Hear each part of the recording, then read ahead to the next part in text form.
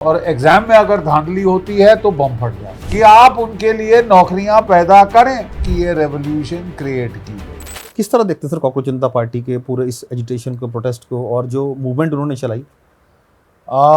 देखिए, ये जो बेसिक मुद्दा था जी, वो तो जेन्युइन था, उसमें कोई डाउट नहीं है sir. Let's not, we can't argue on that कि वो बेसिक मुद्दा जेन्युइन था। हमारी middle class, lower middle class के बच्चों, वो बेचारे जी जान लगाते हैं कि भाई किसी तरह अच्छी नौकरी मिल जाए, किसी तरह अच्छी नौकरी मिल जाए, किसी तरह आईआईटी में घुस जाएं, मेडिकल में चले जाएं, वगैरह वगैरह, आईएएस आईपीएस में पहुंच जाएं और हमारा उद्धार हो जाए, हमारी फैमिली का उद्धार हो जाए। फैमिलीज भी उनके लिए पैसे लगाती हैं, कोचिंग क्लासेस कराती हैं बड़ी महंगी महंगी, और ये वो, और फिर पता चले कि भैया ये तो पेपर बिक चुका है।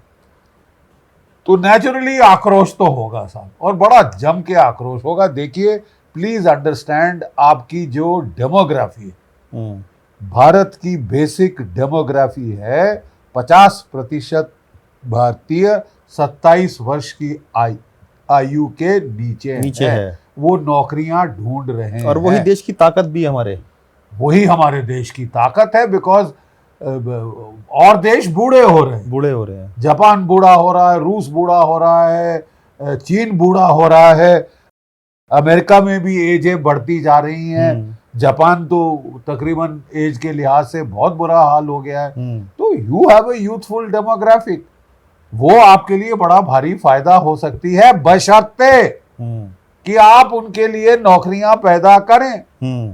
अब हमारा एक स्टेज था कि साहब नहीं, फौज की स्ट्रेंथ बहुत ज्यादा है, घटाओ, ये करो वो करो, अग्निवीर बना दो, जो नौकरी है वो खत्म।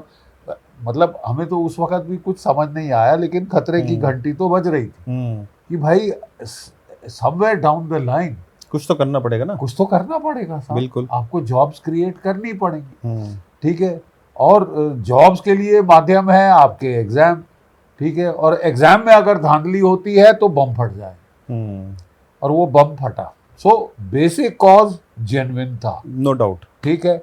लेकिन अब जिस तरह से ये सिचुएशन अनफोल्ड हुई है, ये तो टोटल कैरेक्टरिस्टिक है of a coloured revolution engineered by the United states of America, इस बार इंस्टाग्राम के थ्रू।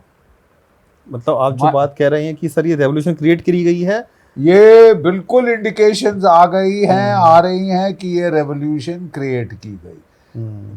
जब भी ऐसी रेवोल्यूशन क्रिएट की जाती है, पहले एक जेन्युइन मुद्दा चुना जाता है। जेन्युइन मुद्दे के बगैर आप हवा में नहीं खड़ी कर सकते किले, कोई ना कोई तो बेसिस होना पड़ेगा, एंग्स्ट का, एंगर का, गुस्से का, क्या कहते हैं, डिससैटिस्फैक्शन का, वो बेस जेन्युइन होता है। मतलब आप जो कह रहे हैं कि जेनजी को निशाना बनाते हुए इन्होंने कलर रेवोल्यूशन एक क्रिएट किया हमारे देश की जेनजी को यूज किया। मैंने बताया ना, ये लोग भी अपनी रिसर्च करते हैं, CIA भी रिसर्च करती है, वो एनालाइज करते हैं मेटा डेटा कि भाई क्या चीज है, कहाँ लोगों को दुखती रग किधर है, फिर उस दुखती रग को छेड़ो।